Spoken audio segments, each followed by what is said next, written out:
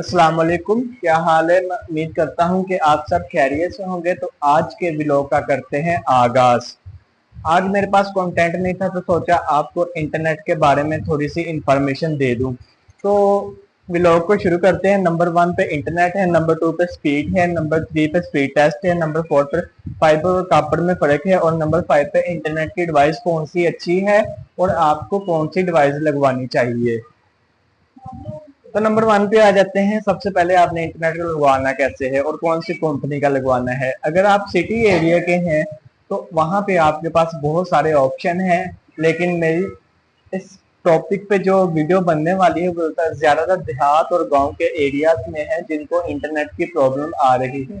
City area में तो आपके पास बहुत से ऑप्शन होते हैं, फ्लैश फाइबर, नया टेल, फिर उसके बाद स्ट्रॉन्ग फाइबर।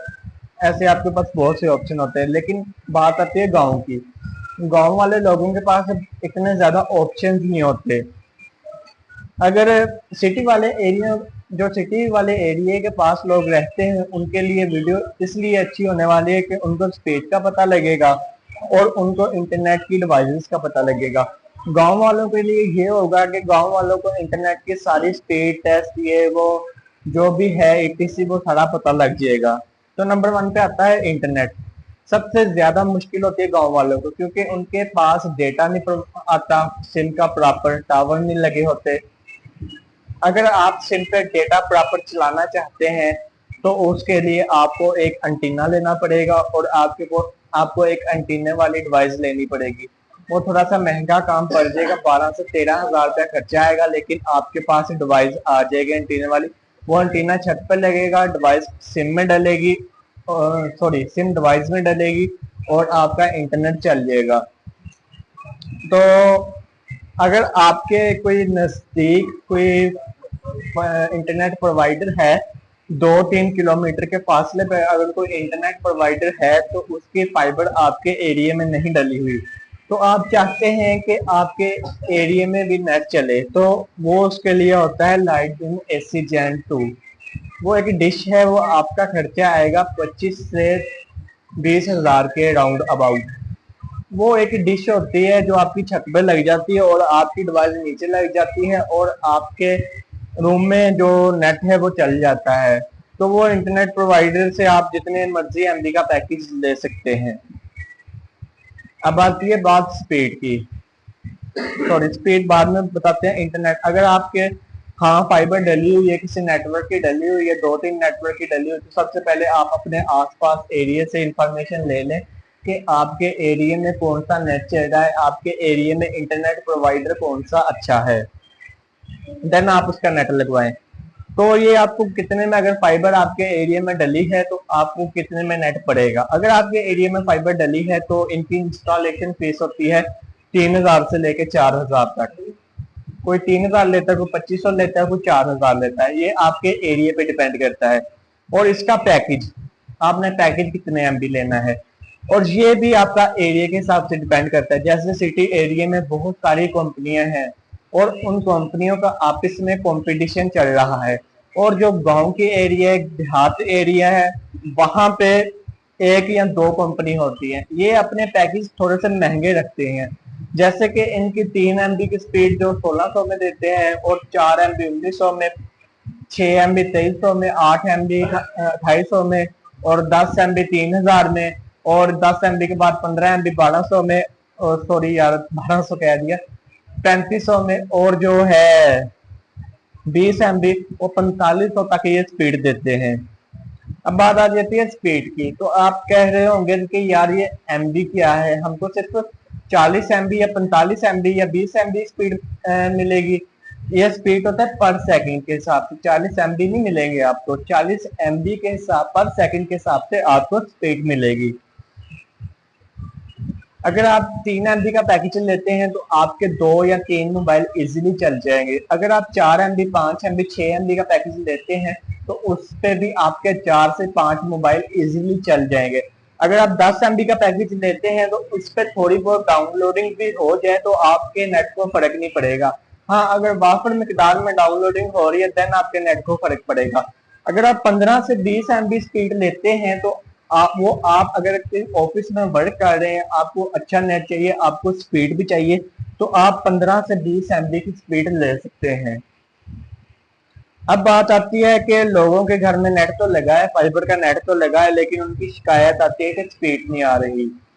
तो उनकी स्पीड इसलिए आ रही होती है, सबसे पहले आप अपने मोबाइल में प्ले स्टोर पे जाएं और प्ले स्टोर में जाके आप ओकला स्पीड टेस्ट को डाउनलोड करें।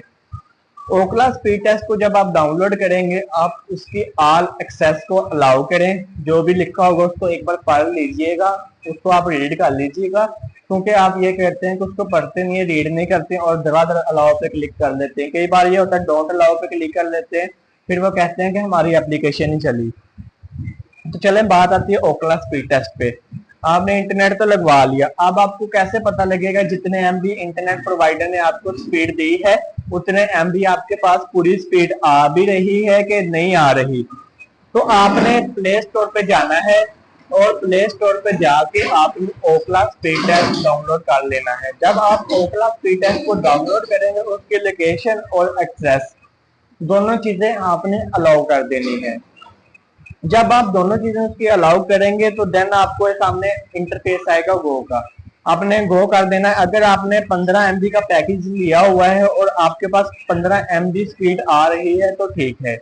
अगर आपने 15 MB का पैकेज लिया है और आपके पास 10 MB की स्पीड आ रही है, तो सबसे पहले आपने डिवाइस में जाके अपनी डिवाइस का पासवर्ड चेंज करना है। पासवर्ड चेंज पे भी मैं एक अलग से वीडियो बनाऊंगा। तो सबसे पहले आपने अपनी डिवाइस में जाना है और डिवाइस में जाके पासवर्ड को चेंज करना है। जब आप अपनी डिवाइस में पासवर्ड को चेंज करेंगे, आपने अगेन ओकला स्पीड टेस्ट पे आना है और आपने दोबारा स्पीड टेस्ट करना है। और आपके पास अगर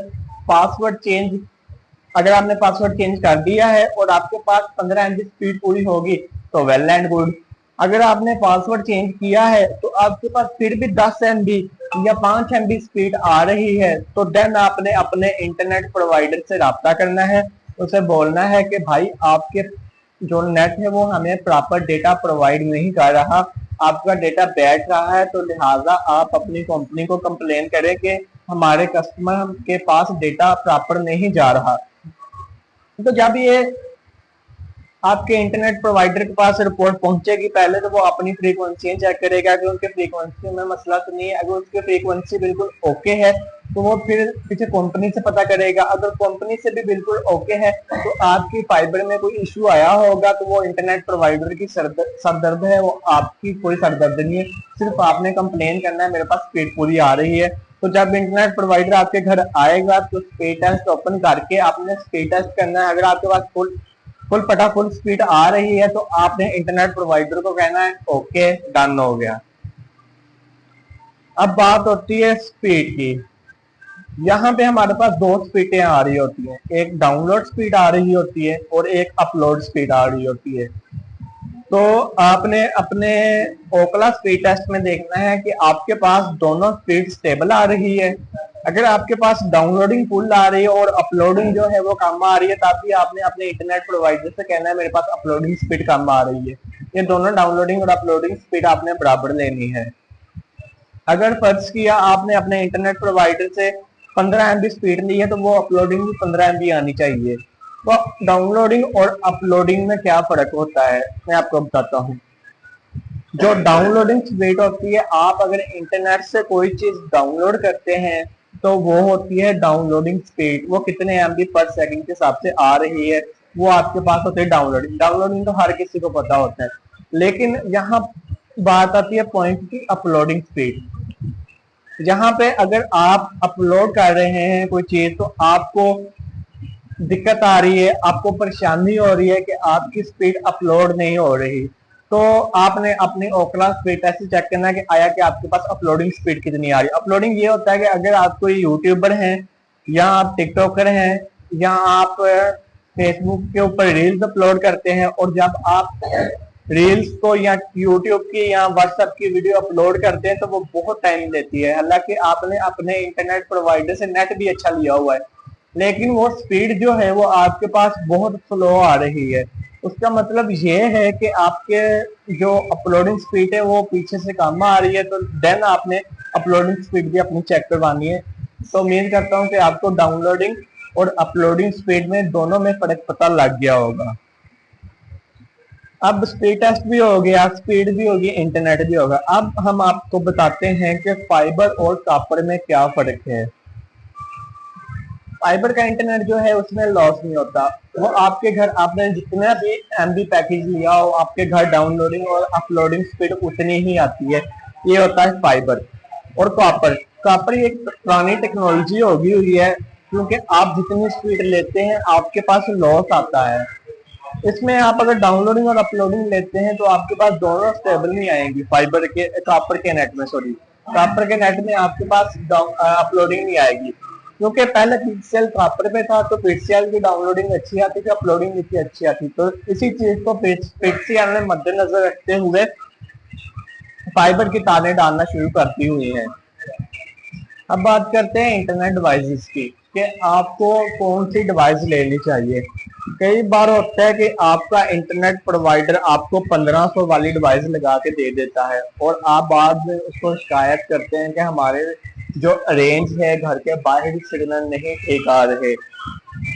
तो इस पर भी बात हो जाती है। सबसे पहले आपने इंटरनेट प्रोवाइडर से कहना है कि मुझे इस कमरे से लेके इस रूम से लेके इस रूम तक रेंज अच्छी चाहिए डिवाइस की। फिर इंटरनेट प्रोवाइडर बताएगा कि आपको अगर इस कमरे से उस कमरे दूसरे कमरे रूम तक रेंज अच्छी चाहिए तो आपको डिवाइस अच्छे वाली लेनी पड़ेगी।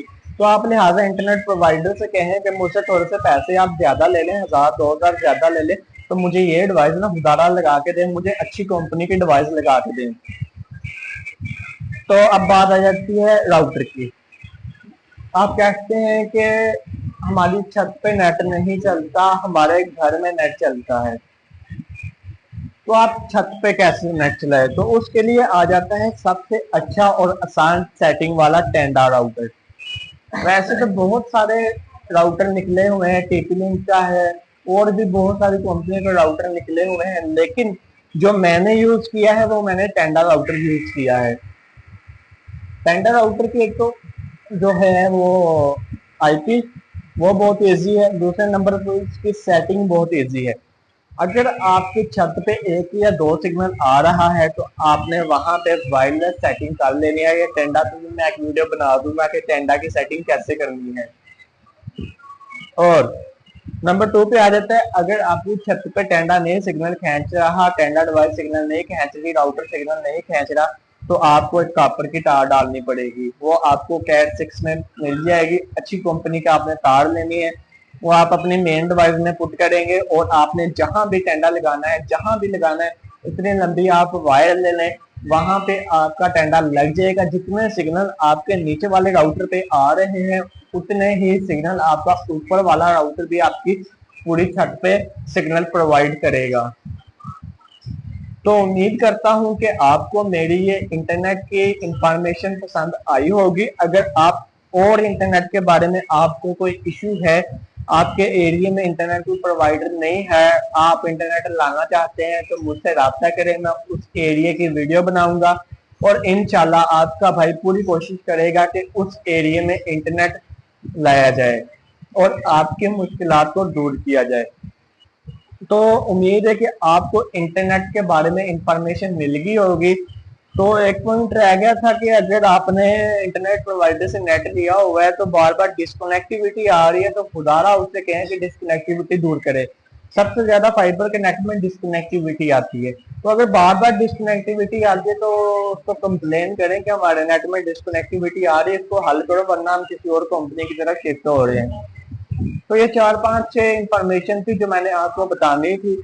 तो अगर आपको इंटरनेट के मुतालिक या आपके एरिया में इंटरनेट के मुतालिक या आपके सिम के मुतालिक या आपकी इंटरनेट डिवाइस के मुतालिक, किसी भी डिवाइस के मुतालिक आप वीडियो चाहते हैं तो कमेंट सेक्शन में लाजमी बताइएगा, मैं उसकी लाजमी वीडियो बनाऊंगा। तो यहाँ पे करते हैं व्लॉग का एंड। उम्मीद करता हूँ कि आपको मेरा व्लॉग पसंद आया होगा। अगर आप ऐसी ही इंफॉर्मेशन और मजे मजे के व्लॉग्स देखना चाहते हैं तो मिर्जा हारून बेग यूट्यूब चैनल को लाइक करें, सब्सक्राइब करें, शेयर करें और बेल आइकन को क्लिक करें ताकि मेरे आने वाले तमाम लेटेस्ट व्लॉग आप तक पहुंच सके। तो दुआ में याद रखना। अल्लाह हाफिज।